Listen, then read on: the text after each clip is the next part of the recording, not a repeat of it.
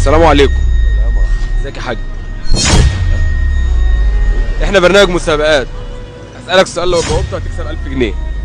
ايه ده عايز ايه؟ بس سمعت ده عني. اسالك سؤال في الدين، ده مايك، ده ميكروفون. بس طب سمع عايز ايه؟ هسالك سؤال في الدين، حسيت انه خايف مني فقررت اظهر له وشي عشان يطمن. لو جاوبته هتكسب 1000 جنيه. ايه عايز ايه؟ من هو النبي الذي لقب بالصديق؟ سيدنا محمد. لا، النبي الذي لقب بالصديق. الصديق اللي هو سيدنا اللي كان صاحب سيدنا بس مش نبي. لا، ده ابو بكر الصديق، بس في نبي برضه كان اسمه حاجه الصديق. حاجة الصديق.